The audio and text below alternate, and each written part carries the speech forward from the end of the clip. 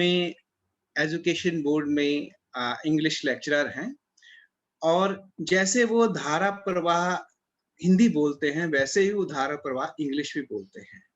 और वो सभी स्टूडेंट के, अपने कोलीग के और जितना संघ है अम्बाला का, जब बाहर भी साधक है, सबके चहेते हैं। उनकी खास बात ये है कि एक बार उनके पास कोई बैठ जाता है, तो बार-बार पास बैठने का मन करता है। और उनका घर एक मंदिर की तरह है।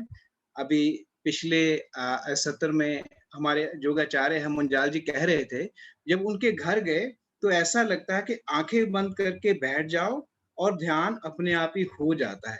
तो ये उनका अनुभव नहीं, सबका यही अनुभव है।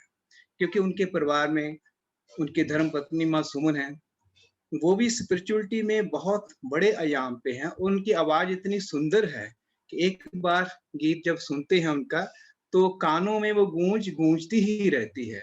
और हमारे ओशो धारा के लिए उन्होंने गीत भी रिकॉर्ड किए हैं। उनका एक बेटा है, वो सारा परिवार गुरु की ओर मुख किए हुए है, इसे गुरुमुख परिवार कहते हैं। मनमुख नहीं, गुरुमुख परिवार कहते हैं। और इनके मन में इतनी प्यास थी, जैसे आज हम वन डे टेंट कर रहे हैं और अपने घर में बैठे हमने जूम ऑन कर लिया और सत्र अटेंड कर रहे हैं। लेकिन 2002 में इनके मन में इतनी प्यास थी कि इनको पता चला कि जबलपुर में गुरु साहिबान ने वहाँ ध्यान सेशन ऑर्गेनाइज किया है। वहाँ मध्य प्रदेश में जबलपुर पहुँचे और 9 दिन की ध्यान समाधि की। गुरु साहिबान के सानिध्य में, उनके चरणों में आए और उसके बाद इतना उनके रंग में रंगे कि अब तक उन्होंने पीछे मुड़ के नहीं देखा। 2006 में उन्होंने आचार्य प्रज्ञा की, वो आचार्य बन गए और गुरु साहिबान का संदेश देश विदेशों में लगातार फैला रहे हैं। और उन्होंने जो विदेशों के लिए कनाडा है, यूएसए हैं, अफ्रीका हैं, देशों के लिए, विदेशों के लिए उन्होंने सत्र जो उन्होंने दिए हैं, वो जो प्रोग्राम सेशन लिए हैं, वो अतुलनीय हैं। और जिस विषय में भी वो लेते हैं, सत्र लेते हैं, तो मुझे ऐसा लगता है कि कैसा ऐसा कोई विषय नहीं होगा जिसको उन्होंने छुआ नहीं है। वो लगातार सत्र ले रहे हैं और गुरु साहिबान का संदेश सब तरफ फैला रहे हैं। और इसके बाद अ, अम्बाला संघ में, अम्बाला में 9 साल से ऊपर हो गया है, उन्होंने ध्यान केंद्र स्थापित किया है और ध्यान का परचम वो लगातार, कितनी कठिन परिस्थितियाँ हैं, चाहे कोरोना है, कोई कुछ भी हो, लेकिन उनका दरबार हमेशा खुला रहता है। ध्यान हर हफ्ते, हर रोज़ चलता है और संघ के लिए हर वीक थर्सडे को वहाँ ध्यान होता है। और जो मित्र ऑनलाइन जुड़ना चाहते हैं उनके लिए वो भी सुविधा है। तो ये उनका बड़ा संक्षेप में परिचय था।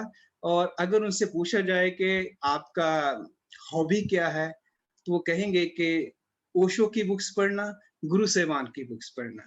अगर उनसे पूछो कि आपको अच्छा क्या लगता है, तो कहते हैं कि जहाँ परमात्मा की चर्चा हो रही है, जहाँ संघ के लोग हैं, उनके बीच बैठना अच्छा लगता है। तो ये उनका संक्षेप में परिचय है। तो मैं आपके और उनके बीच ज़्यादा ना आता हुआ उनको आमंत्रण देना चाहूँगा कि वो आएँ और खुशियों का राज बताएँ, जिनको सुनने के लिए सभी उत्साहित हैं, तत्पर हैं। उनमें से एक मैं भी हूँ। तो मैं रिक्वेस्ट करता हूँ आचार्य अनुपम जी से कि वो आएँ और खुशियों का राज उजागर करें। धन्यवाद। Thank you, Dr. Saab. Thank you very much for such a wonderful introduction, which I am not, I think, worthy of. Yeah. Even then, thank you very much. आइए प्यारे मित्रों, सबसे पहले अपने प्यारे सदगुरु और परम गुरु त्रिवीर के आशीषों को अपने सिर पर महसूस करते हुए परमपिता परमात्मा से प्रार्थना करते हैं। दोनों हाथ जोड़ लें, मन ही मन कहें, हे भगवान, एक ऐसी बारिश कर दो जिसमें आपके आशीर्वाद का सैनिटाइजर मिला हो, जिससे ये धरती फिर से संक्रमण मुक्त और खुशनुमा हो जाए। सभी शांत, सुखी और स्वस्थ हो जाएं। Thank you God, thank you. हाथों को रगड़कर चेहरे आंखों पर फिरा लें और सामान्य स्थिति में बैठ जाएं। प्यारे मित्रों, राज खुशियों का के इस सत्र में आप सबका हार्दिक स्वागत है। तो जैसा कि हम सब समझ सकते हैं, ये जो गेट टुगेदर होती है, ये जो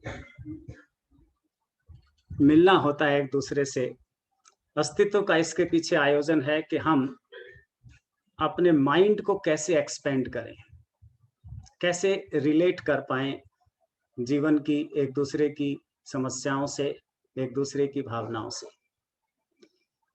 और माइंड को एक्सपेंड करने के लिए सबसे कारगर तरीका है उससे सवाल पूछना, उसको कुरेदना, उसको इंस्टिगेट करना। तो इसलिए मैं भी आज शुरुआत एक बहुत इम्पोर्टेंट सवाल से करना चाहूँगा और देखेंगे कि क्या वो मेरे उत्तर से मैच करते हैं, हमारी सिंक्रोनिसिटी कितनी है, हम कितने समतरंग हैं एक दूसरे के साथ। तो दिनेश जी से मैं चाहूँगा कि वो पीपीटी के माध्यम से सवाल दिखा दे और फिर मैं भी उसे आपको दोहराऊंगा। ये तो हम सब जानते हैं कि हमारा जो सारा क्रियाकलाप है, सारे जो आयोजन हम करते हैं पृथ्वी पर, सब आनंद को, खुशियों को, प्रसन्नता को हासिल करने के लिए, खुशहाली पाने के लिए। लेकिन ये शायद हमने सवाल पूछा नहीं होगा अपने से कि why do we want happiness. चाहते तो हैं हम खुशियां, आनंद, प्रसन्नता, उत्फुल्लता, लेकिन क्यों चाहते हैं? क्या कभी ऐसा सवाल आया?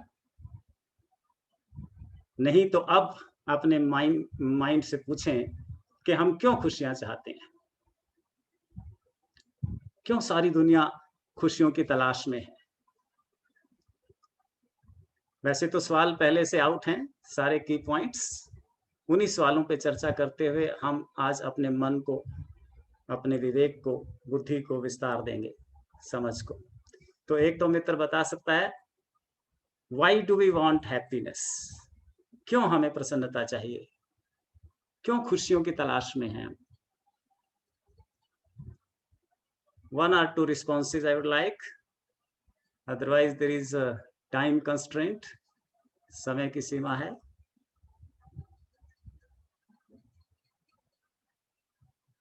Is there any hand raised? प्रणाम आचार्य जी। जी प्रणाम जी। मैं स्वामी प्रेम प्रकाश नोएडा से। मेरा ख्याल है इस सवाल का आंसर ये है कि हमारा स्वभाव ही हैप्पीनेस है, क्योंकि हम उसे भूल गए हैं, तो इसीलिए हम हमेशा उसे खोजते रहते हैं कि कहाँ पे हैप्पीनेस है। That's great, बहुत सुंदर। देखा हम कितने समतरंग हैं, कितनी सिंक्रोनिसिटी है। एक और कोई? क्योंकि 2-3 कारण हैं। yes. मैं बताना, आचार्य जी मैं बताना चाहती हूँ। जी जी।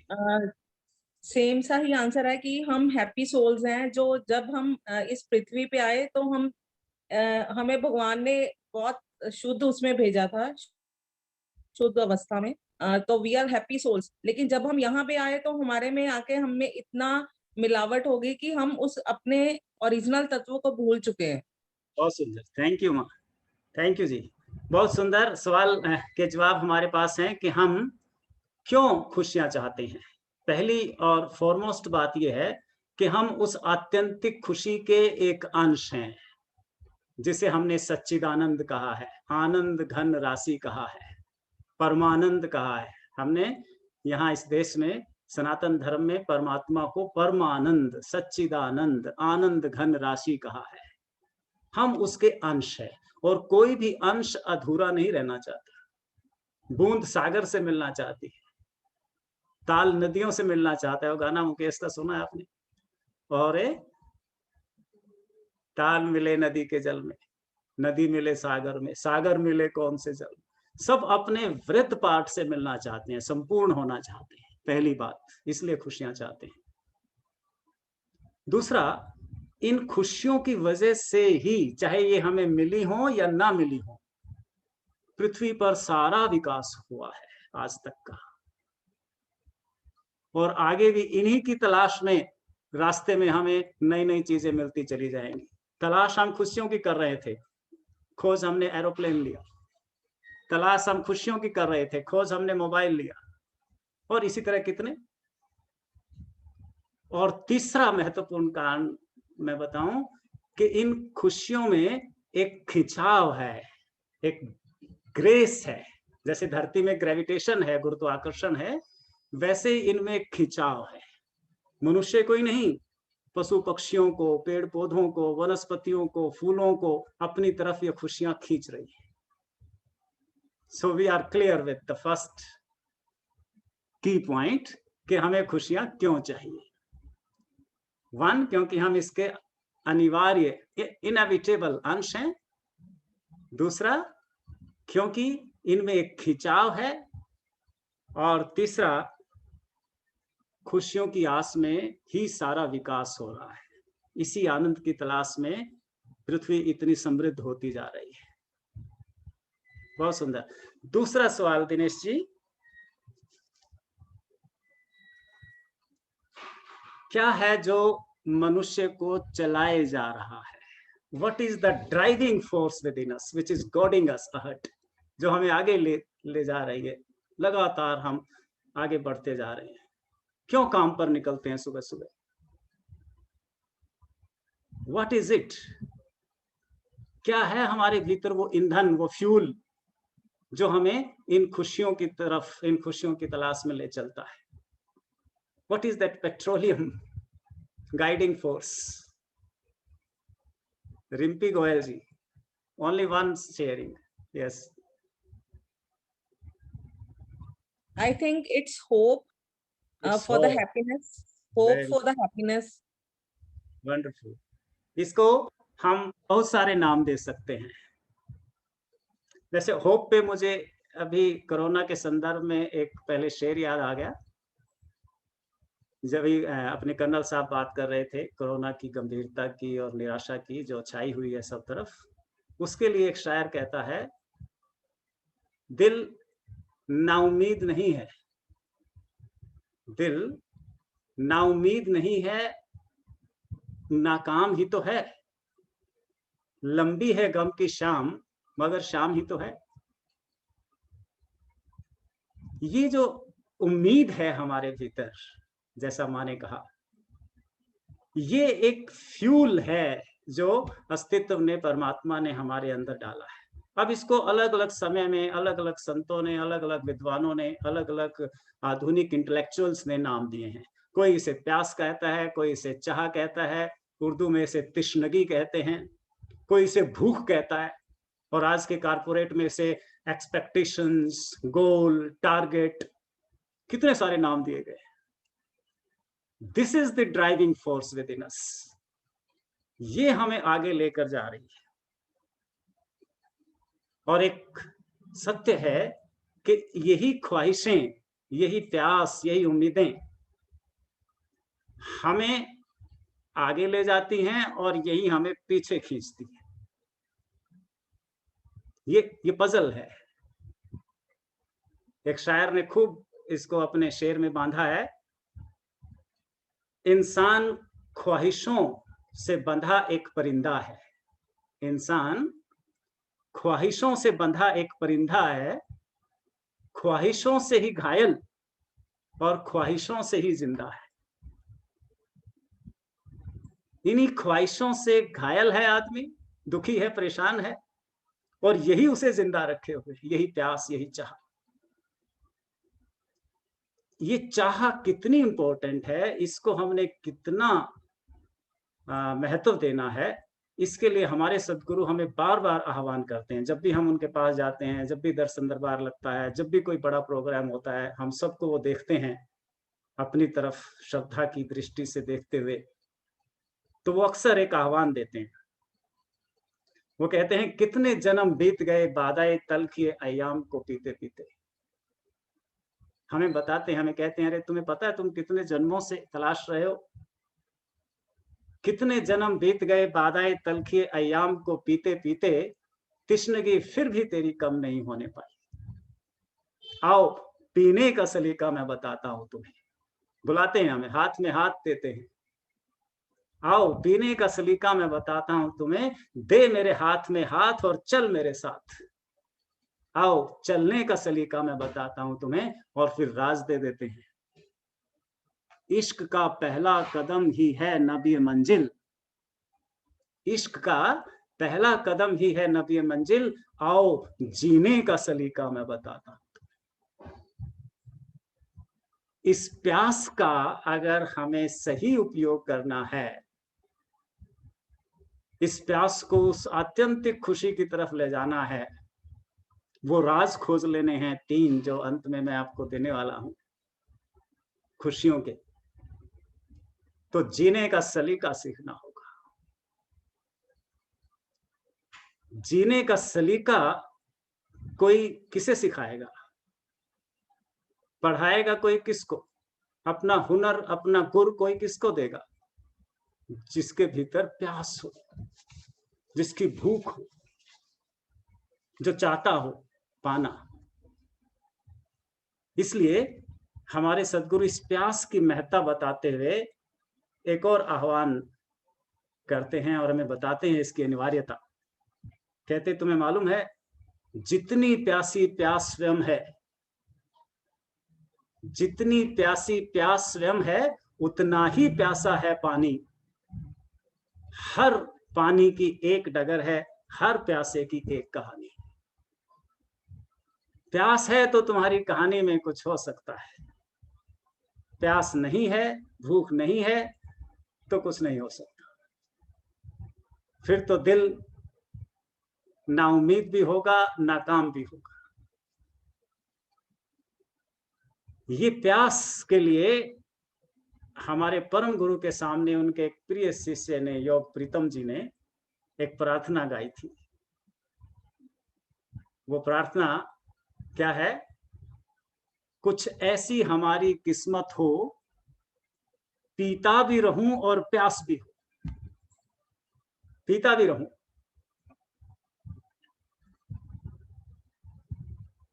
कुछ ऐसी हमारी किस्मत हो, पीता भी रहूं और प्यास भी हो, मिलता तो रहे चलने का मजा, मंजिल का सदा एहसास भी हो। ये कंडीशन है प्यास की। पीते भी रहें और प्यास भी हो, चलते भी रहें और मंजिल भी हो, उपलब्धि का भी एहसास हो, अचीवमेंट का भी एहसास हो। ये प्यास, अब तीसरा सवाल है आपको, ये प्यास जो है लोगों की ऐसी कंडीशन में क्यों नहीं आती? इससे पहले समझिए, इस प्यास की ऐसी स्थिति कि हम पीते भी रहें और प्यास भी हो, हम चलते भी रहें और मंजिल का एहसास भी हो, ये ऐसी स्थिति क्यों सबकी नहीं होती? कोई अंदाजा लगा सकता है? सभी की ये स्थिति क्यों नहीं होती? पीते भी रहें और प्यास भी हो, चलते भी रहें और मंजिल भी हो, और हृदय तो भरा उल्लास से रहे और होश भरा उत्साह भी हो। ये क्यों नहीं होती? इसका राज चलो मैं ही बता देता हूं, टाइम की कमी की वजह से। क्योंकि सबके पास सद्गुरु नहीं होता हाथ में हाथ ले चलने के लिए। आओ जीने का सलीका मैं बताता हूं तुझे, सबका सौभाग्य ऐसे सद्गुरु को पाने का नहीं है, या लोग पाना नहीं चाहते, लोगों में वो प्यास नहीं है। प्यास है तो सद्गुरु अपने आप प्रकट हो जाता है।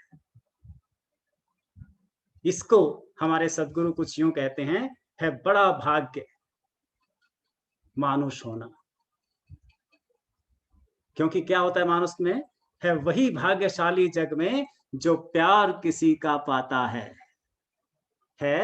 वही भाग्यशाली जग में जो प्यार किसी का पाता है मानुष जन्म सफल उसका सदगुरु से जिसका नाता है, क्योंकि सदगुरु से बढ़कर यार नहीं और हरि सुमिरन जैसा प्यार नहीं। सदगुरु जब तक नहीं है तो ये जीने का सलीका हमें नहीं आ सकता। दिस आर्ट ऑफ लिविंग, जो इस प्यास को उन खुशियों तक ले जा सके जिसकी हमें तलाश है, सब ढूंढ रहे हैं जिसे। अब ये सवाल हैं जो दिनेश जी ने दिखाए थे, जो बहुत इंपॉर्टेंट है कि हमें अब इस प्यास का अपने भीतर पता कैसे चले कि हम प्यासे हैं। लोगों को पता ही नहीं होता कि हम बीमार हैं, है ना। अपनी हालत का खुद ही एहसास नहीं है मुझको, मैंने औरों से सुना है कि मैं बीमार हूं। हमें अपने बारे में ठीक ठीक पता नहीं होता। कई बार लोग पूछते हैं कि तुम इतने जब मैं छोटा था, नया नया डिपार्टमेंट में आया था, 22-23 साल का, तो लोग पूछते थे तो अभी तब मैं 22 दिन की छुट्टियां लेके नेपाल चला गया था। तो मुझे प्रिंसिपल ने और दूसरे सब लोगों ने कहा कि तू किस चक्कर में पड़ गया इतनी सी उम्र में। उन्हें कैसे समझाया जाए कि उन्हें पता नहीं कि प्यास उनके भीतर भी है, लेकिन उनको वो अभी डायग्नोसिस नहीं उसका कर पाए। तो क्या हम कर पा रहे हैं हमारी प्यास का? क्या हमारे पास वो प्यास है जो उन खुशियों के लायक है, काबिल है कि वो हमारी तरफ आए? खुशियों की तरफ जाया नहीं जाता। सदगुरु इतना आकर्षण, इतनी ग्रेस से हमें ऐसी ग्रेविटी दे देते हैं कि खुशियां हमारी तरफ दौड़ती हैं, आती हैं। हम सेंट्रीफ्यूगल फोर्स बन जाते हैं। इसीलिए तो हम कृष्ण को मोहन कहते हैं। कृष्णत्व हमारे भीतर आ जाएगा। वो कब आएगा? जब प्यास हो, जब एक डिप्रेशन बनता है मरुस्थल में तो झील बनती, मरुधान बनता है, ओएसिस बनता है। तो क्या हमें, अब दिनेश जी दिखाओ वो क्वेश्चन, कैसे पता चलता है कि हमारे भीतर प्यास है? इसका हमारे भीतर उदय कैसे होता है? हम सब में ये प्यास कैसे प्रकट होती है? How does it reflect in us? है सबके भीतर। We have just to look into it. ये कौन सी चाह है? कैसे पता चले कि हम प्यासे हैं? Is there anybody to respond? One or two?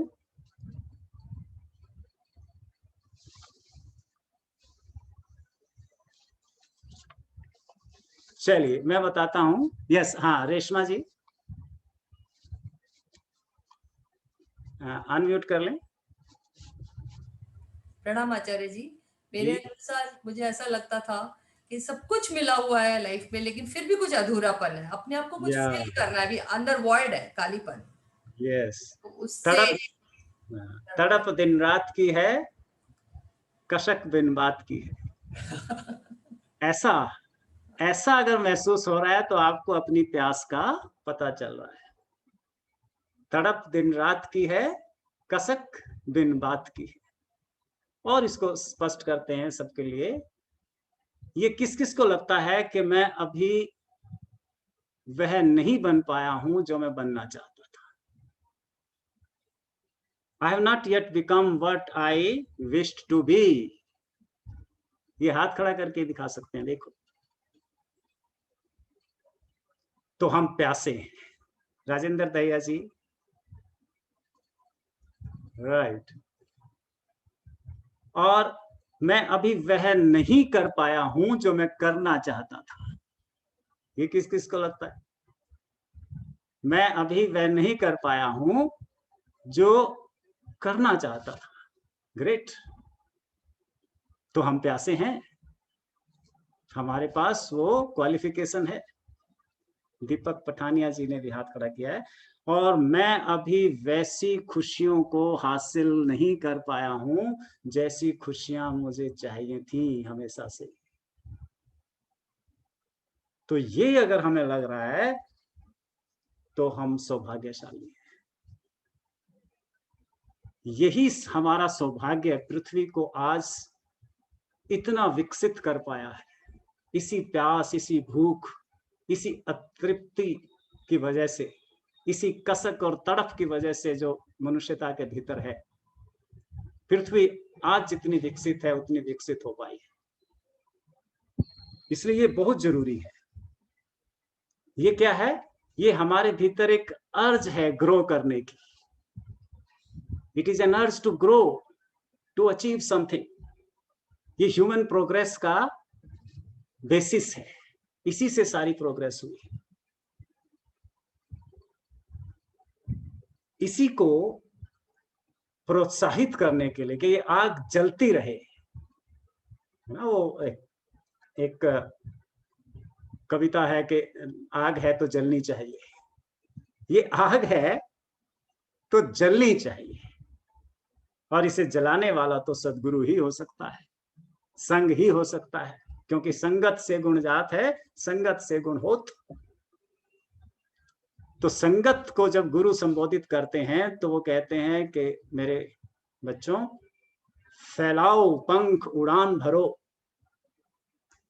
कुछ नए गीत सुरतान भरो। वो कहते हैं कि मनुष्य ने,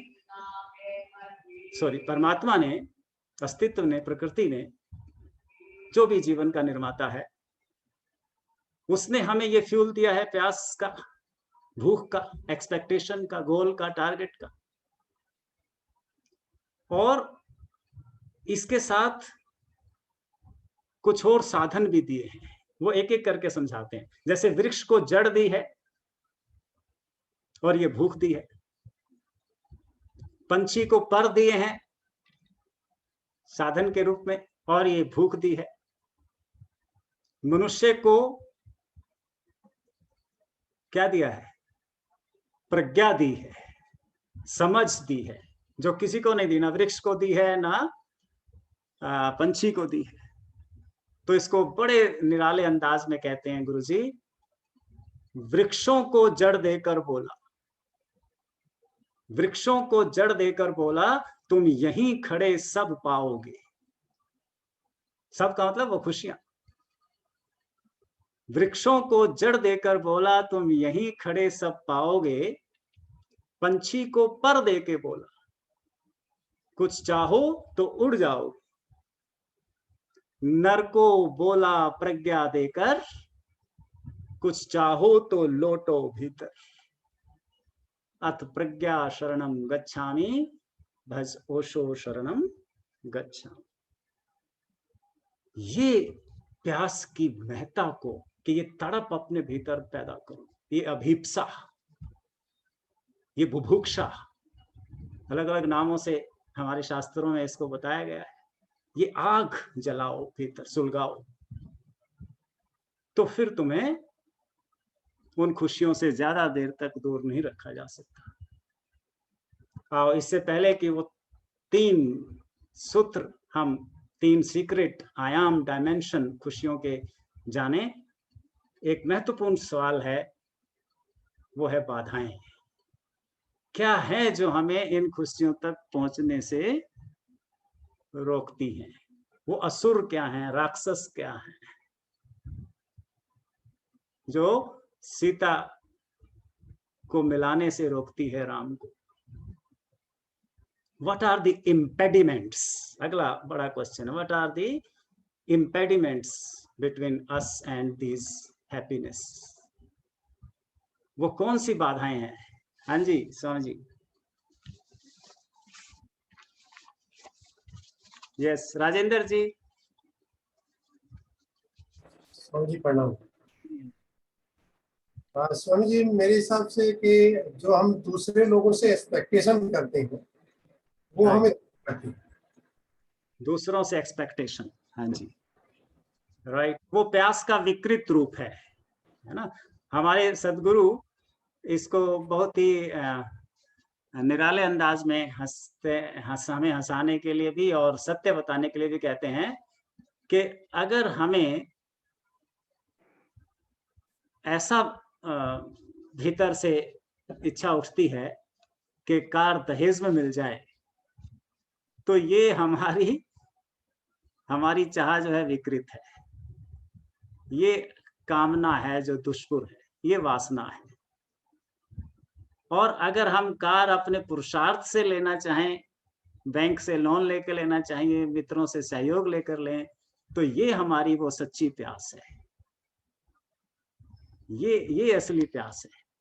तो ये एक्सपेक्टेशन तो हाँ, इसकी चर्चा तो हो चुकी है। ये तो फ्यूल है, अगर फ्यूल डाइल्यूटेड है और दूषित है तो गाड़ी नहीं चलेगी, है ना। इससे हम आगे निकल आए।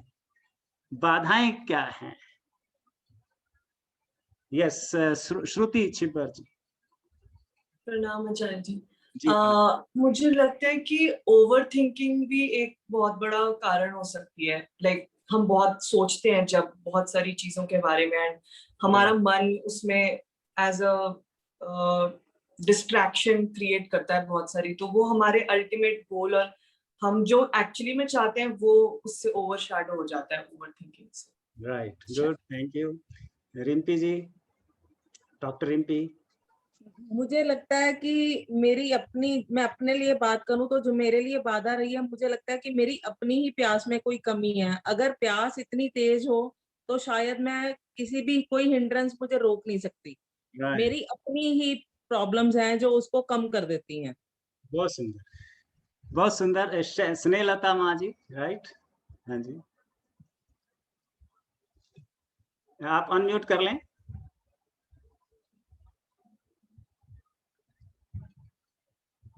अनम्यूट नहीं हुआ जी, हो गया। मुझे लगता है संकोच या हेजिटेशन एक कारण है, हम आगे बढ़ नहीं पाते हैं। लोगों का रहता है लोग क्या कहेंगे या कैसे जाए हम आगे, संकोच भी एक।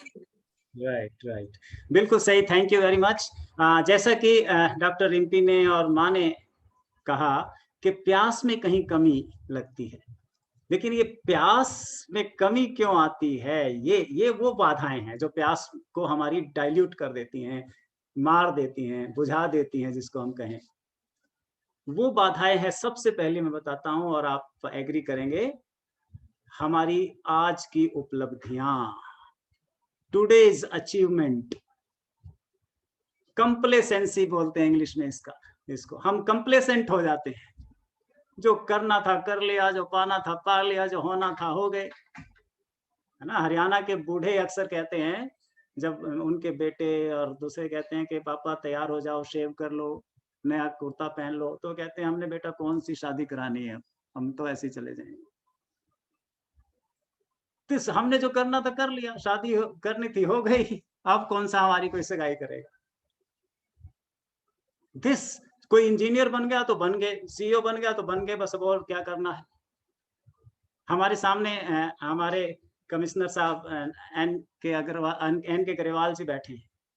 बिल्कुल नीचे से शुरू करके प्यास की कोई महत्ता सीखना हो और कैसे प्रयोग करना है सलीका प्यास का, कोई सीखना चाहे तो इनसे सीखे, एन के ग्रेवाल जी से। ये रेवेन्यू कमिश्नर रिटायर हुए हैं अभी। तहसीलदार से बैंक मैनेजर से फिर आगे मुझे पोस्टिंग का नहीं पता, और फिर वो रेवेन्यू कमिश्नर तक पहुंचे। सबसे बड़ी बाधा है today's accomplishment, complacency, satisfaction with what we have, जो है बस है, और का प्रयास नहीं, व्हाट हैज बीन अचीव्ड। ये सबसे बड़ी बाधा है एक। और दूसरी इंपॉर्टेंट है कि इसके आगे क्या हो सकता है उसका हमें अंदाजा ही नहीं। हमें नहीं अंदाजा कि सितारों के आगे जहां और भी है। अभी इस टीचर के आगे प्रिंसिपल भी है, प्रिंसिपल के आगे डायरेक्टर भी है, बना जा सकता है, डायरेक्टर के आगे मिनिस्टर भी बना जा सकता है। मैं अपने डिपार्टमेंट से उदाहरण लेके कहूं तो ये दो बाधाएं जो हमें आगे बढ़ने से रोकती हैं। एक तो हम जो अचीव कर लिया बस ठीक है, इतना ही, प्यास मार ली, अपने आप ही बुझा ली, है ना। जैसे लोगों ने जैसे कोई खाने से पहले बहुत सारी चीजें खा लेता है पापड़ खा लिए, सलाद खा लिया और फिर खाने की भूख नहीं, कहते हैं खाना स्वादिष्ट नहीं बना। ऐसा ही हम जीवन के साथ कर रहे हैं। जबकि पहले हमारा सूत्र क्या था कि ये आग जलती रहनी चाहिए, जीवन है चलने का नाम, चलती रहनी चाहिए गाड़ी। इसलिए जीवन का गणित हमारे सदगुरु कुछ यूं कहते हैं, जो न करेगा सीना आगे, पीठ उसे खींचेगी पीछे। जो न करेगा सीना आगे, पीठ उसे खींचेगी पीछे। जो ऊपर को चढ़ ना सकेगा, आना होगा नीचे। ठहराव नहीं है, ये कह रही थी डॉक्टर रिम्पी। हम रुक जाते हैं, आगे बढ़ते रहना होगा। एक इंस्टेंस मुझे याद आता है, सन 1900 में ओलंपिक हुआ था, 1900 में। उसमें हाई जंप का रिकॉर्ड जो था वो था 6 फीट 2 इंचेस। और फिर वो 60 सालों तक, 60 के दशक तक उतना ही रहा, 6 फुट 2 इंच। कितने खिलाड़ी आए, 60 साल बीत गए। 60 के दशक में एक खिलाड़ी आया जिसका नाम था डिक फॉसबरी। उसने कहा कि ये, उसकी नजर पड़ी कि इतने सालों से ये रिकॉर्ड किसी ने नहीं तोड़ा। उसने कहा ये तो मैं कर सकता हूं, आई कैन डू इट। उसके दोस्तों ने, टीचर्स ने, कोचेज ने उससे पूछा भाई तू कैसे कर सकता है? वो कहता है मैंने एक टेक्निक खोज ली है। उसको नाम दिया उसने फॉसबरी फ्लिप टेक्निक। वो क्या, उसने समझाया कि पहले जैसे हाई जंप का जो बॉल होता है, लोग टांगे उसके ऊपर से पहले ले जाते हैं, फिर सिर जाता है। मैं उल्टा करूंगा, पहले सिर ऊपर ले जाऊंगा बॉल के पार, और फिर पीछे से मेरी टांगे आएंगी। और 1968 के ओलंपिक्स में उसने वो रिकॉर्ड तोड़ दिया। अब जो रिकॉर्ड का है हाई जंप का ओलंपिक्स में, वो है 8 feet and 1/4 of an inch. 8 feet and 1/4 of an inch. ये थिंकिंग प्रोग्रेस माइंडसेट, ये प्यास को बढ़ाता है, ये एपिटाइजर है, प्रोग्रेसिव सेट ऑफ माइंड, ये हमारा होना चाहिए। एक और आर्किटेक्ट हैं एफएल राइट। पश्चिम के दुनिया के बड़े बड़े शहरों में बड़े बड़े मॉन्यूमेंट इन्होंने बनाए हैं। इनसे पत्रकार पूछते हैं कि आपका सबसे बढ़िया मॉन्यूमेंट कहाँ है? वो फ्रांस वाला है कि न्यूयॉर्क वाला है कि इंडिया में जो आपने बनाया था? वो कहते हैं नो, माय नेक्स्ट वन। मेरा जो बेस्ट मॉन्यूमेंट है that is yet to come, वो अभी आना है। अगर बेस्ट मॉन्यूमेंट बन गया तो आई एम डेड, तो फिर आगे कोई संभावना नहीं। ये प्रोग्रेसिव सेट ऑफ माइंड हमारा नहीं है, यही बात है। और इसी को सुलगाने के लिए किसी कबीर की, किसी सदगुरु ओशो सिद्धार्थ होलिया की, ओशो की, सूफी बाबा शाह कलंदर की जरूरत है। यही करता है सदगुरु, प्यास बढ़ाता है। आइए अब आपको सूत्र देते हैं उन खुशियों के जिन्हें कि हम तलाश रहे हैं। दिनेश जी, उस आत्यंतिक खुशी के क्या पहलू हैं? कौन से इंग्रेडिएंट्स हैं? वो कौन से सीक्रेट्स हैं जिन्हें हम अगर अपना लें, हासिल कर लें, तो हमें वो खुशी मिल जाती है जिसको अभी हम ठीक से पहचानते भी नहीं। तो ये राज असल में पहचान है। मुझे कैसे पता चले कि मैं खुश हूं? What is this growth, happiness I wish to seek? कौन सी भूख या प्यास या वो विकास है जो मैं चाहता हूं? What are the aspects of that growth and happiness? उस खुशी के मापदंड क्या है? वो खुशी के मापदंड हैं दिनेश जी दिखा दीजिए। First, the ultimate happiness has 3 aspects. First is to feel good, हमें अच्छा लगना चाहिए, अच्छा महसूस होना चाहिए, बात करेंगे इस पे। Second is to become good, to be good, अच्छा बनना। And the third is to do good, अच्छा करना। आओ इनको ठीक से समझते हैं। नेक्स्ट समझिए, टू फील गुड। इससे पहले कि हम ये जाने कि फील गुड कैसे आएगा, पहले पहचान लें कि फील गुड होता क्या है। अपने जीवन से पहचानेंगे, अपने अनुभव से। What is this feel good, ये अच्छे होने का एहसास क्या है। तो आप अपने जीवन अनुभव से एसोसिएट करते चले जाएं।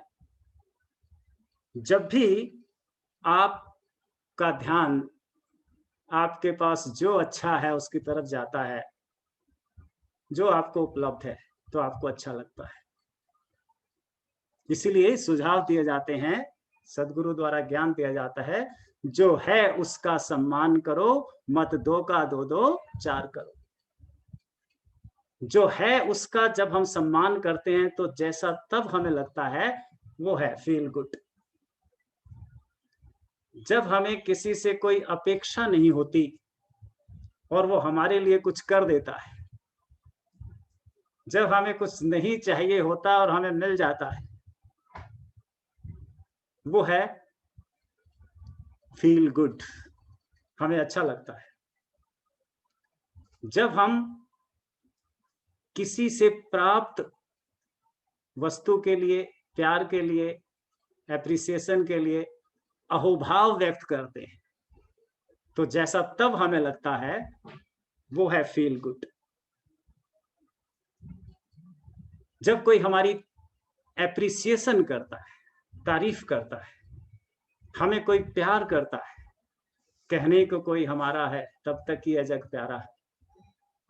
When we feel loved, कि हमें कोई चाह रहा है, जब हमें कोई अपना नियंत्रण दे देता है, जब कोई हमारी बात ध्यान से सुनता है, तो हमें जैसा तब लगता है that is feel good। जब हम अचानक अकारण मुदिता में होते हैं, खुशी में होते हैं, वो है फील गुड। जब हमारे भीतर मैत्री भाव होता है, दूसरे के साथ सहयोग करने की इच्छा होती है, वो होता है फील गुड। जब हम कंपैशन से, करुणा से बात करते हैं, करुणा का उपयोग करते हैं अपने जीवन में, जब हम किसी के प्रति इंडेटेड, कृतज्ञ महसूस करते हैं, तब जैसा हमें लगता है वो है फील गुड। तो ये इंपॉर्टेंट इंग्रेडिएंट है, इंपॉर्टेंट राज है कि खुशी का ये एक अनिवार्य पहलू है, इनएविटेबल। इसके बगैर खुशी जो अभी पूरी हमें मिलने वाली है वो महसूस नहीं हो सकती। तो ये फील गुड अब आएगा कैसे, ये तो हमने देखा कि ये होता क्या है अपने जीवन में, क्योंकि हमने ऐसा महसूस किया है।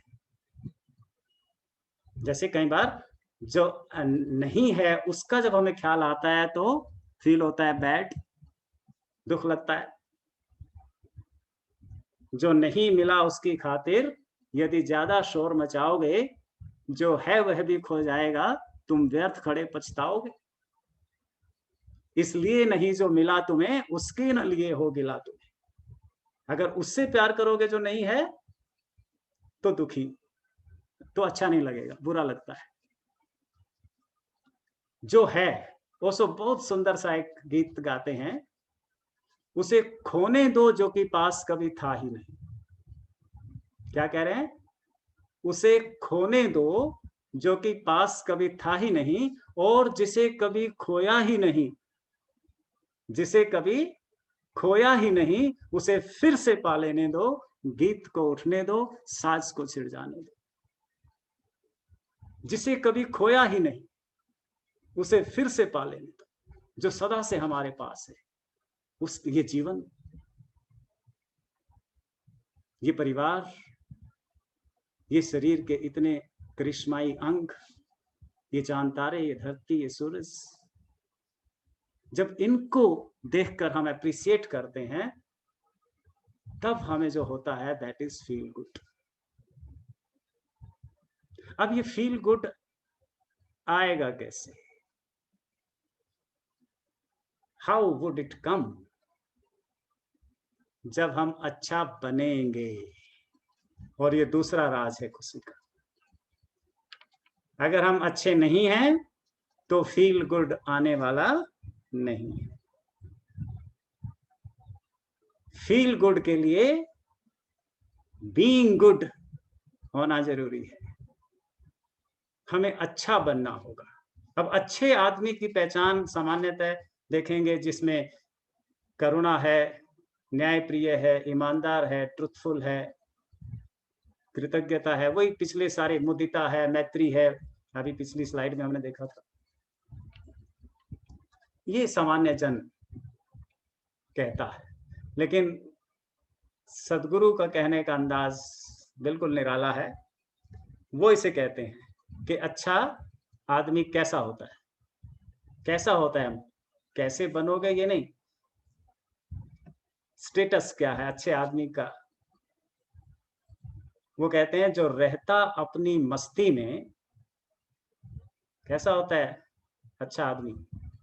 जो रहता अपनी मस्ती में, जिंदगी बोध की गीता है, निष्काम और निरअहंकार, जो धन्यवाद में जीता है, वह बोधि सत्व है, वंदित है, उसका बुद्धत्व सुनिश्चित है।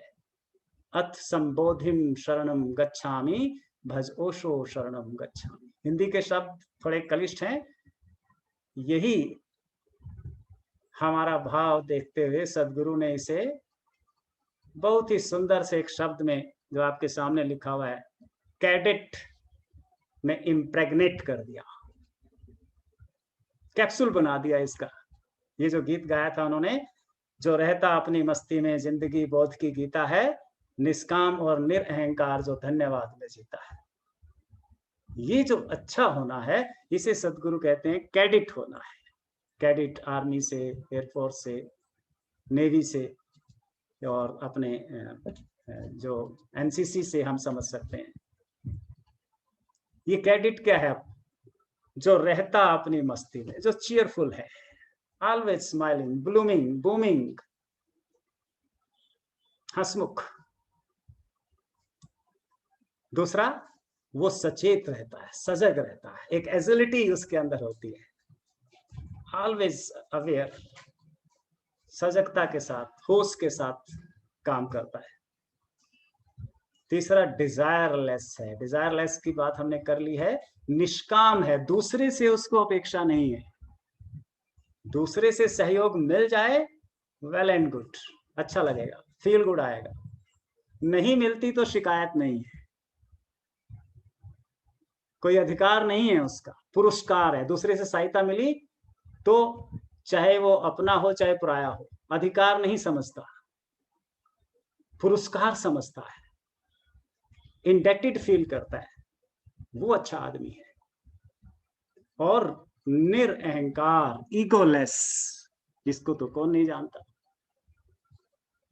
ईगोलेस है, मैं अपनी वजह से वो हूं जो हूं, बन पाया हूं, ये अहंकार है। ईगोलेसनेस क्या है? मैं उस देश का वासी हूं जिस देश में गंगा बहती है। मैं सदगुरु ओशो सिद्धार्थ ओलिया का शिष्य हूं। मैं उस देश में रहता हूं जिस देश में गंगा बहती है और गांधी रहते थे, और जिसमें ओशो जैसे हिमालय पुरुष पैदा हुए थे। ये ईगोलेसनेस, मेरी वजह से मैं सफल हूं, सक्सेसफुल हूं, इतना विकसित हो पाया हूं, कर पाया हूं, ये ईगो है। और अपनों के सहयोग से, अस्तित्व के सहयोग से सब कर पाया हूं, इसे योग प्रीतम जी अपने परम गुरु ओशो के शिष्य कहते हैं, अतीत से होकर शून्य सदा संकल्प सहित तुम आगे बढ़ो, लेकिन जब मंजिल मिल जाए प्रभु कृपा हुई एहसास भी हो। कुछ ऐसी हमारी किस्मत हो, पीता भी रहूं और प्यास भी हो। ये ईगोलेस है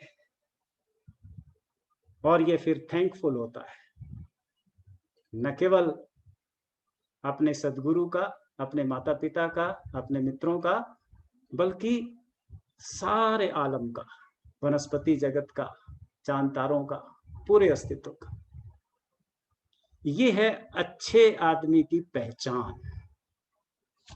अब ये अच्छा आदमी कैसे बनेगा कोई? How to become good? कैसे बनेगा Dinesh ji? To do good. ये तीसरा रहस्य है।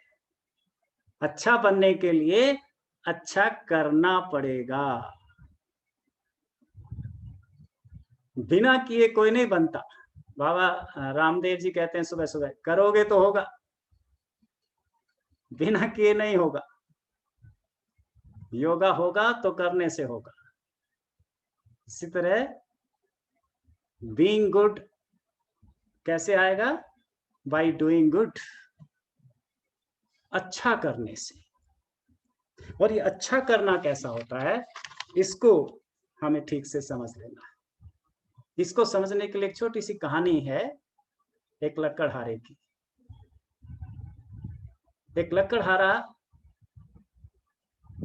जंगल में लकड़ी काटता था और एक आधुनिक समाज वैज्ञानिक, मनोवैज्ञानिक वहां से गुजरता था। उसने उससे हालचाल पूछा, और भाई कैसे हो, क्या मिलता है? वो कहता है जी 25 रुपए घंटा मिलता है, 1 घंटे के 25 रुपए मिलता है। पास में ही जो इसका टिम्बर का जो मर्चेंट है उसके लिए काटता हूं और 25 रुपए घंटे के हिसाब से मुझे मजदूरी मिलती है। वो मनोवैज्ञानिक कोई प्रयोग कर रहा था। उसने कहा कि मैं तुझे 4 गुना देता हूँ, 100 रुपए घंटा दूंगा, मेरे लिए काटेगा? कहते जी हाँ क्यों नहीं। वो तो तुरंत अपनी कुल्हाड़ी फेंक के, कुल्हाड़ी रोक के कहता जी जरूर, चलिए, कहाँ चलना है?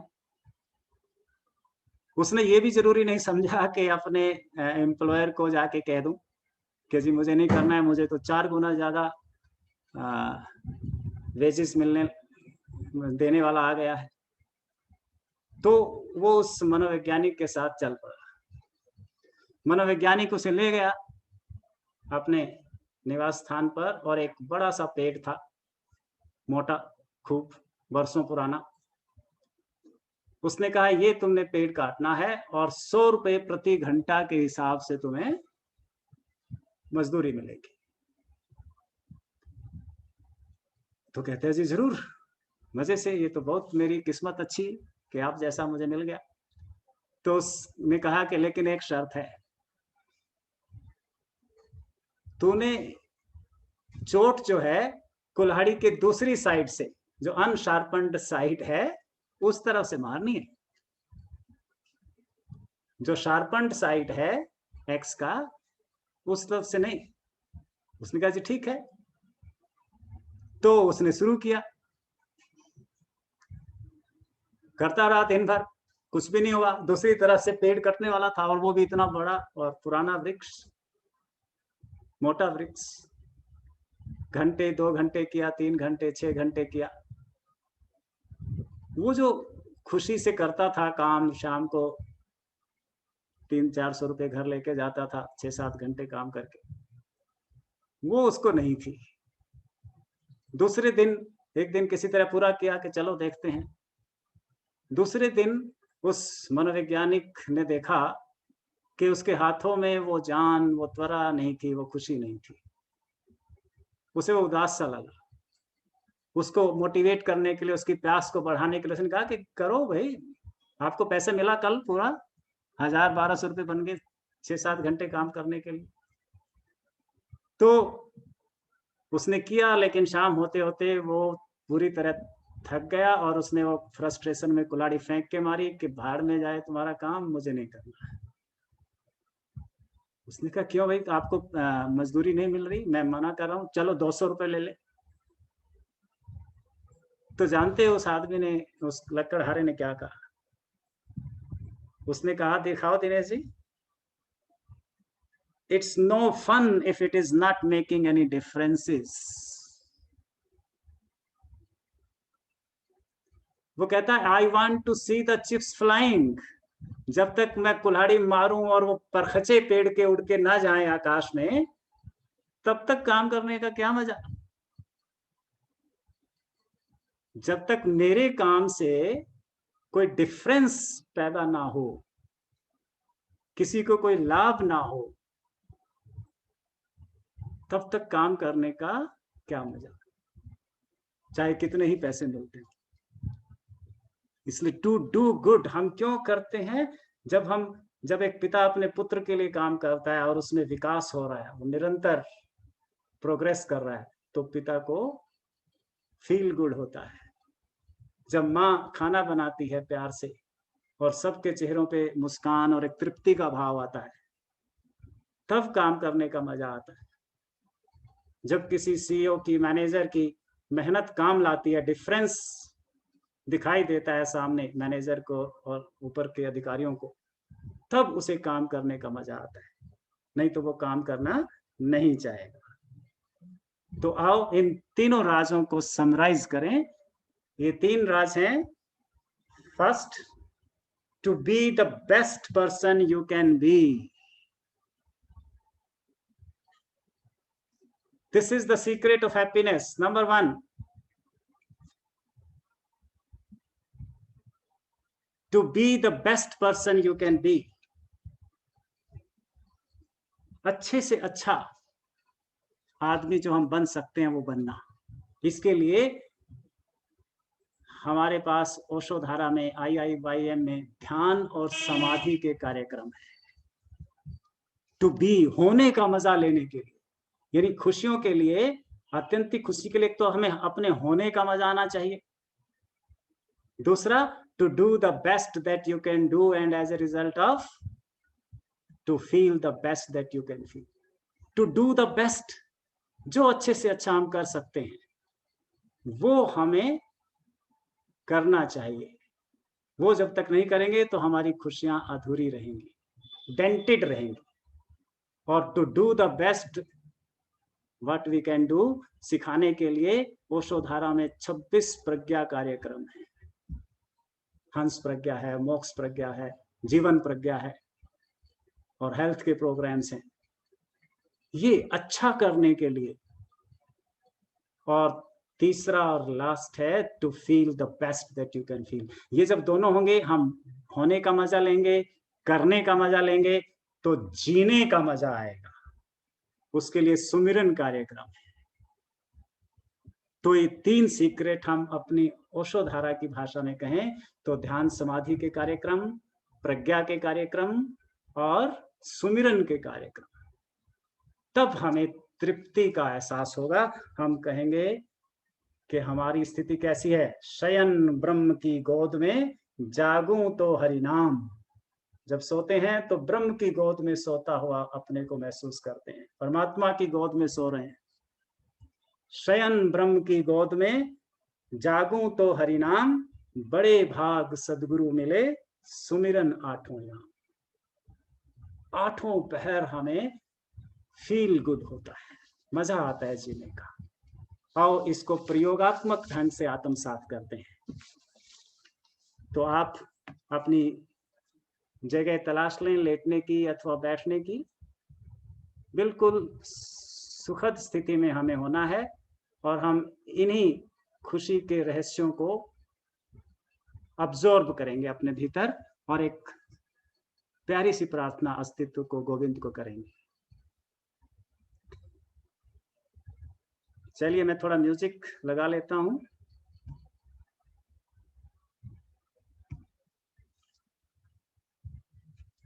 Yes, music is audible. Yes. cheering up. और आवाज करूं?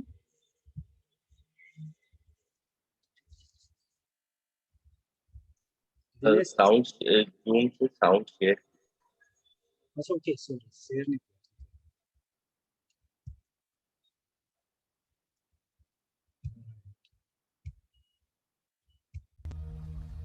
यस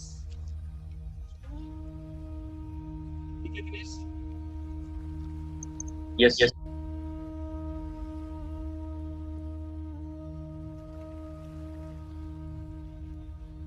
यस प्लीज खूब विश्राम पूर्वक बैठे अथवा लेट जाएं. Sit very comfortably or lie down as you wish.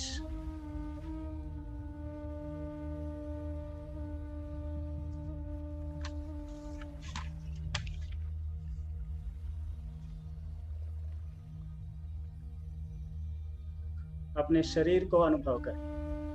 Feel your body. देखें शरीर में कहीं कोई तनाव, कहीं कोई खिंचाव नहीं. शरीर पूरी तरह शांत, शिथिल और सुखद है. Feel every part of your body.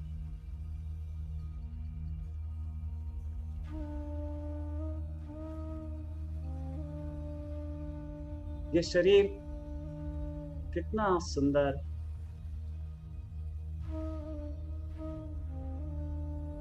कितना दिव्य है. रोटी से खून बना लेती है.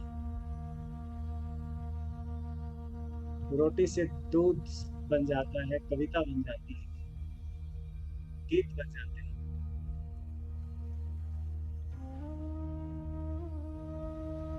आती जाती सांसों को देखें. Watch your breaths coming in, going out.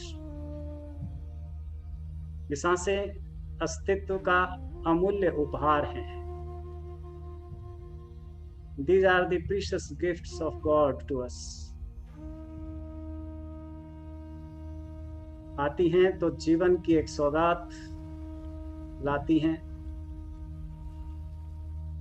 और जाती हैं तो भीतर के सारे टॉक्सिन्स, सारी नकारात्मकता बाहर ले जाती है.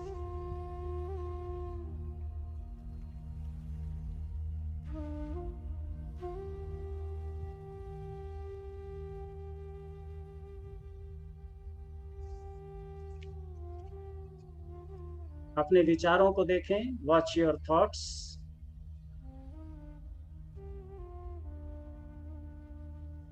विचार आते हैं, चले जाते हैं. विचार आया भी नहीं कि चला गया.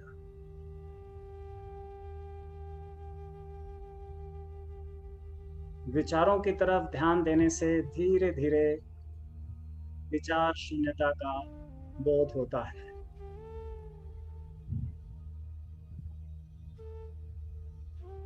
मन पूरी तरह शांत और विश्रामपूर्ण हो जाता है.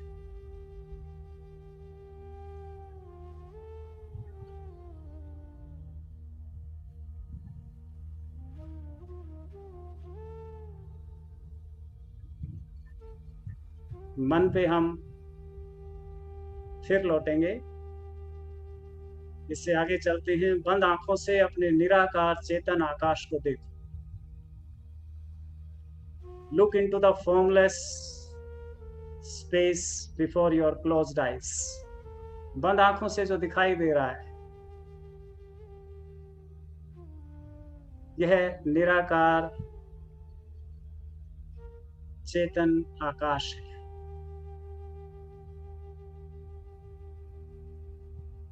वस्तुतः यही हमारा वास्तविक स्वरूप है.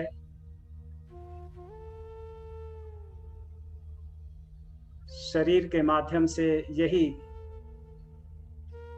होने का मजा लेता है.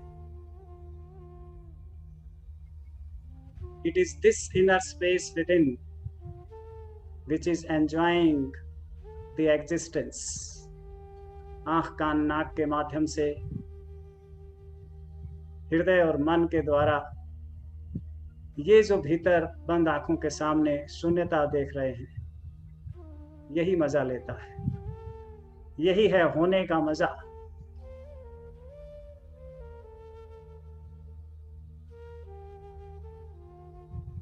यही है जो शरीर के द्वारा जगत में अपनी विभिन्न भूमिकाएं निभाता है। पिता की, पुत्र की, पति की, पत्नी की, बेटे की, बेटी की, मित्र की, कार्यकर्ता की।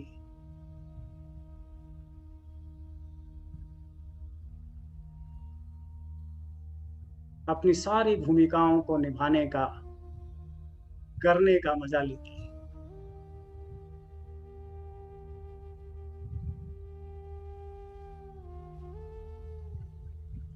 और जिसे होने और करने का मजा आता है, वही जीने का मजा लेता है।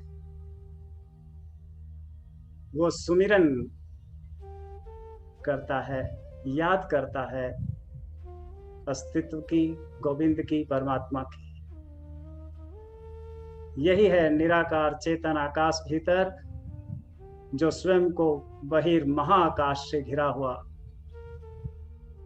ब्रह्म की गोद में महसूस करते हुए जीने का मजा लेता है।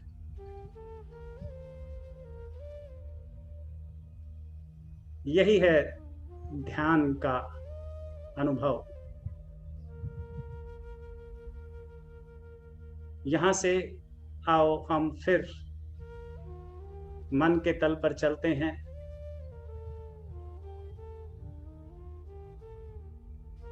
मन से आज के इस पेंडेमिक के माहौल में प्रभु से प्रार्थना करते हैं। प्रार्थना एक शक्ति है। हर समस्या में प्रार्थना की शक्ति बल देती है। इस विश्वास के साथ अब हम प्रार्थना करेंगे।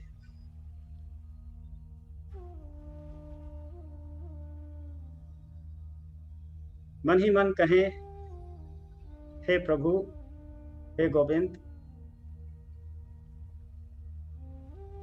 विश्व के सारे लीडर्स, सारे नेता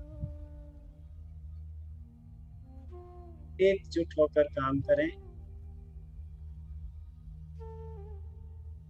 ताकि जो परिणाम हो वह दिव्य हो, भव्य हो और जल्द हो।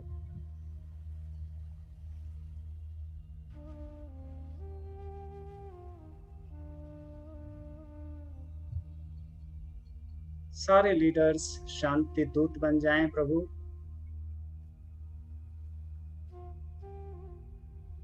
कभी आउट ऑफ द बॉक्स सोच रख पाए, ऐसी कृपा कर दो।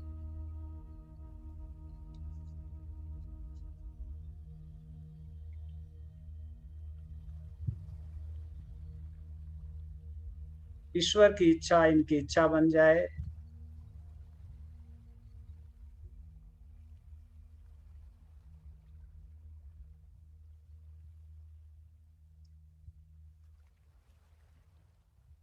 भाव करें कि ईश्वर ने हमारी प्रार्थना सुन ली है।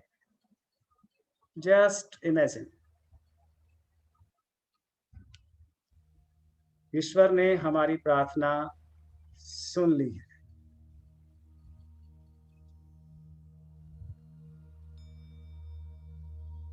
अब आप पृथ्वी के एक चित्र को विजुअलाइज करें। मन ही मन पृथ्वी का ग्लोब के रूप में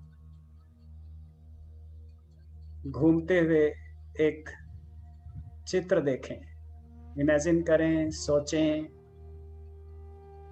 अपनी सारी इंद्रियों का इस्तेमाल करें। जितनी सुंदर, जितनी ब्राइट, जितनी बड़ी पिक्चर बना सकते हैं बनाएं। You have the capacity, capability. Saraswati का वरदान है हमें। हम इमेजिन कर सकते हैं, विजुअलाइज कर सकते हैं। पृथ्वी का एक सुंदर सा चित्र बनाएं।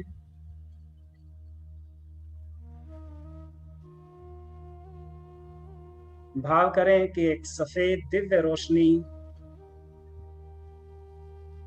लगातार पृथ्वी पर बरस रही है। A very divine white light is showering upon this revolving earth before you.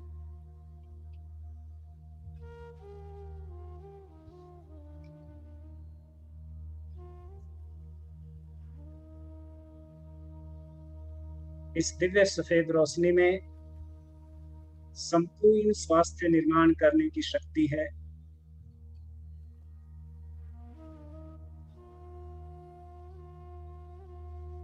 सारे प्राणी इस सफेद दिव्य रोशनी में खुश हो रहे हैं।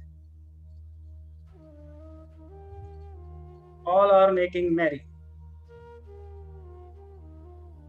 उत्सव मना रहे हैं। पृथ्वी की सारी नकारात्मकता खत्म हो गई है।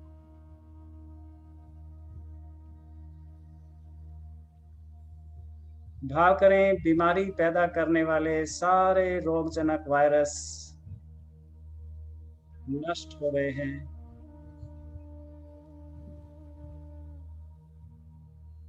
पूरी पृथ्वी के लोग खुश हैं, प्रेमल हैं, आनंद में हैं।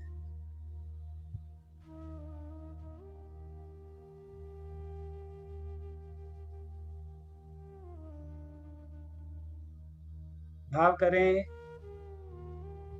देखें अपने मन की आंख से, आज कोई भी कोरोना का केस पूरे देश में नहीं आया। आज कोई कोरोना से नहीं मरा।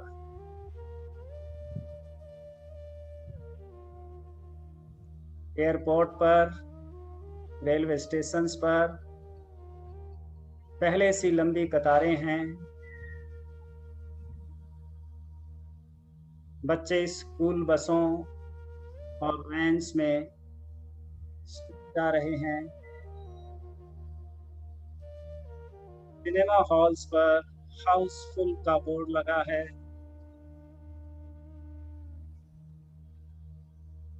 शादियों, समारोहों में लोग गा रहे हैं, नाच रहे हैं।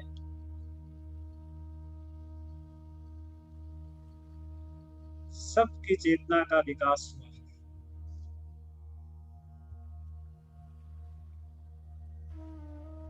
सब खुश हैं, सब स्वस्थ हैं,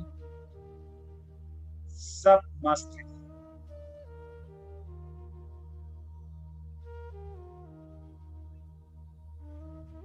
इस दृश्य को कुछ पलों तक एंजॉय करें। Go into deep relaxation and enjoy this beautiful scene. Hari Om Tat Sat.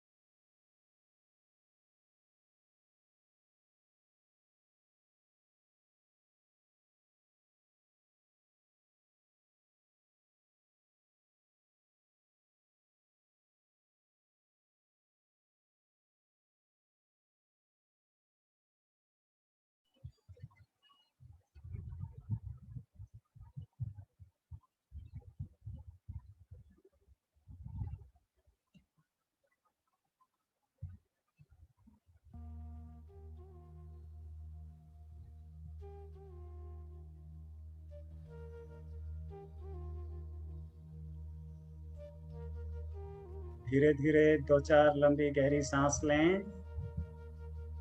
1 to 3 long and deep breaths। अपने हाथों पांव की उंगलियों को हिलाएं। Move your fingers and toes।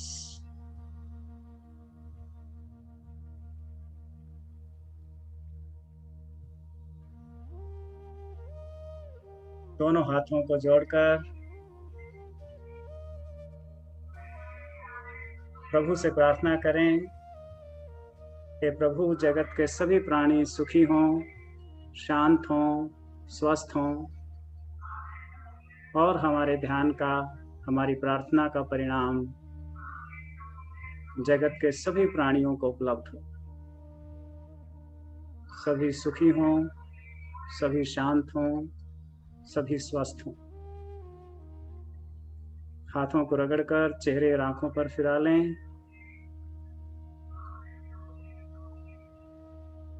और धीरे धीरे सामान्य स्थिति में उठकर बैठें।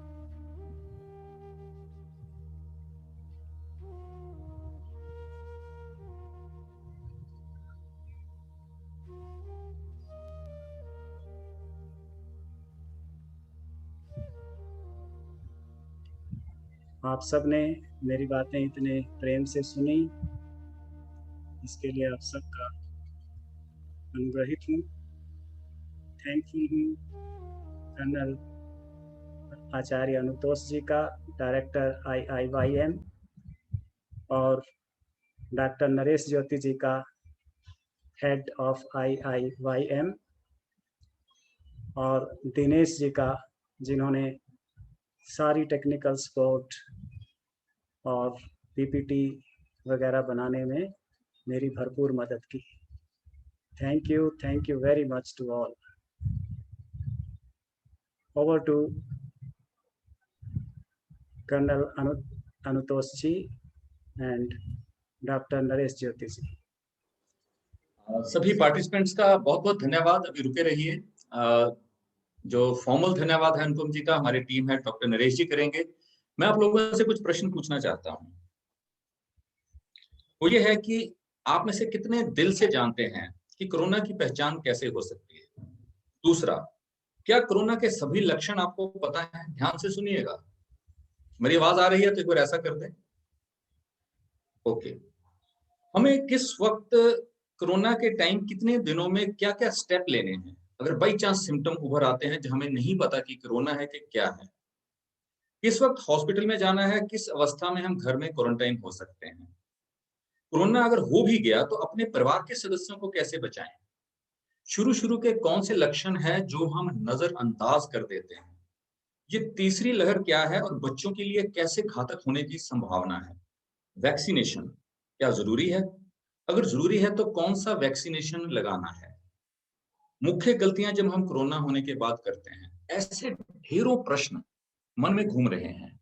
अगले संडे हमारे MBBS MD doctor Naresh Jyoti जी, जो कोरोना से 1 वर्ष से जूझ रहे हैं, हजारों पेशेंट्स देखे हैं और अभी भी ओशोधारा क्या हर एक को वो एक बहुत राइट गाइडेंस दे रहे हैं। तो सदगुरु का एक ऐसा सोच था कि अगले संडे एक्सक्लूसिव प्रोग्राम इसके ऊपर हो, पहला सत्र, और दूसरे में प्रश्न उत्तर की बुछार करें आप, ताकि कि भाई लोग काढ़े पी के हो रहे हैं, कुछ लोग सैनिटाइजर ही पी रहे हैं, कुछ लोग स्टेरॉइड्स खा रहे हैं, कुछ लोग, सारे प्रश्नों के साइंटिफिकली, क्योंकि ये जुड़े हैं एडमिनिस्ट्रेशन से, कोरोना से जुड़े हैं, लेटेस्ट थ्योरी से जुड़े हैं, MBBS MD हैं, तो हम डॉक्टर नरेश जी और साथ में हीलिंग का एक छोटा सा एक्सपेरिमेंट करेंगे जो कि हमारे बहुत ही प्यारे आचार्य सैंथीनाथल जी लेके आएंगे। तो इसलिए मैं आपको बीच में माफी चाहता हूं, मैं बीच में आपको ये संदेश देने आया था कि सीटें कम होंगी क्योंकि लिमिटेड सीट्स हैं, हमारी कैपेसिटी नहीं है उतनी। तो समय पर इसके लिए जरूर जुड़िए और जो नए मित्र हैं उनको भी ये करिए, क्योंकि लगातार फोन कॉल बज रहा है कि किसी को जुकाम हो रहा है, टेस्ट में नहीं आया, फिर दूसरे टेस्ट में आ गया। उस वक्त हम क्या प्रिकॉशन लें, क्या स्टेप लें, कैसे कैसे टेस्ट हैं जो मुझे भी नहीं मालूम था। आई ओपनर है जब मैंने डॉक्टर नरेश जी से बात किया।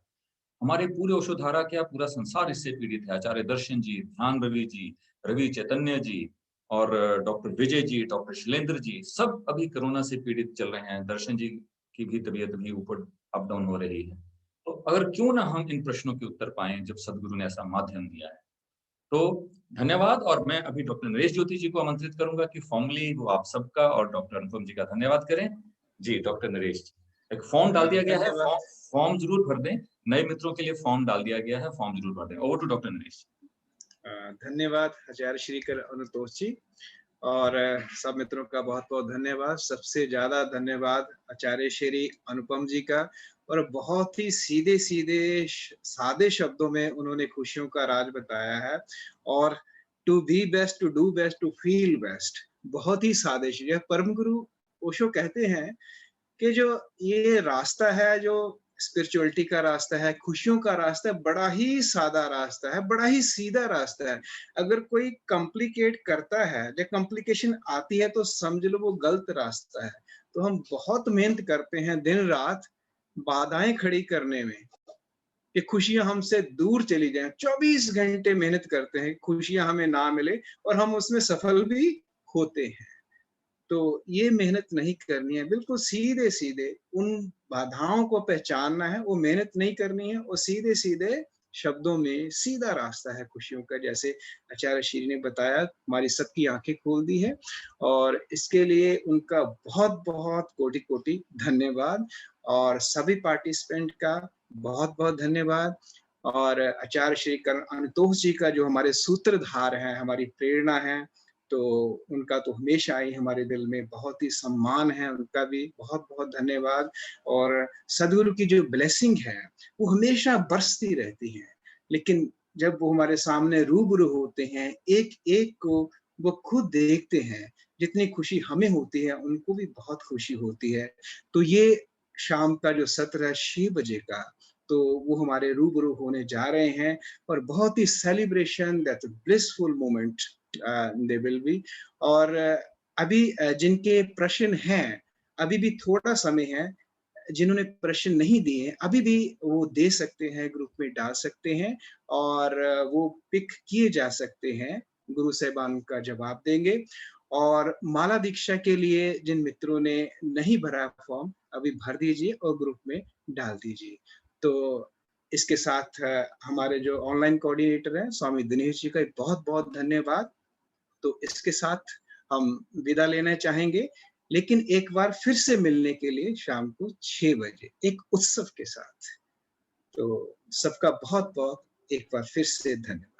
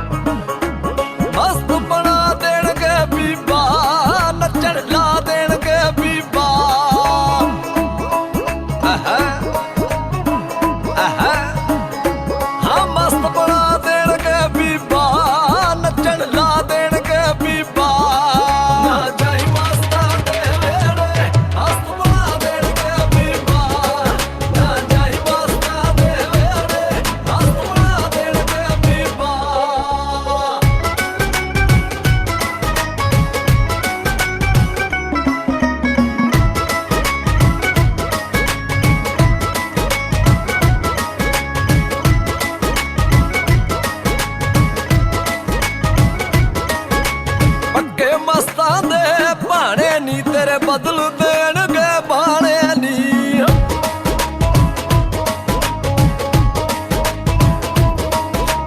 नसर तू बेते लाउणे नी भजन साइयां दे गाउणे नी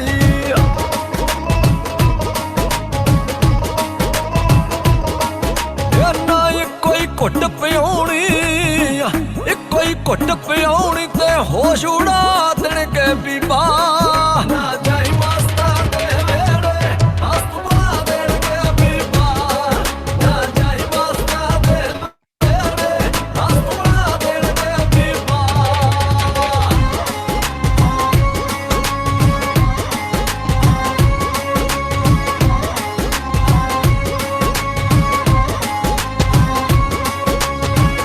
मस्तां दे वेड़े नी जिथे नचदे बन बन गेड़े नी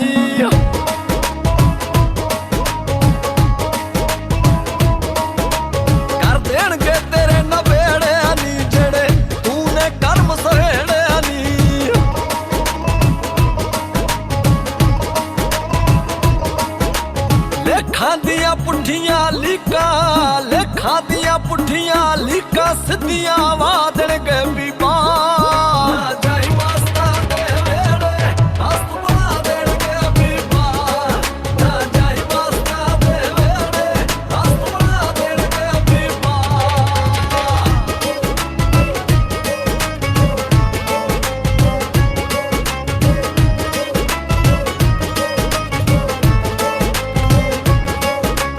ऐसी मस्तां दी यारी नी भुल जाएगी दुनियादारी नी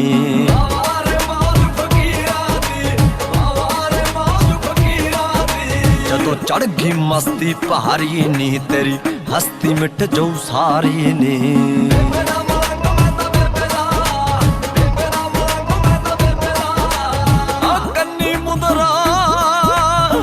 कन्नी मुंदरा कासा हाथ फड़ा देणगे बीबा जाई मस्तां दे वेड़े हੱਥ बना देणगे बीबा जाई मस्तां दे वेड़े हੱਥ बना देणगे बीबा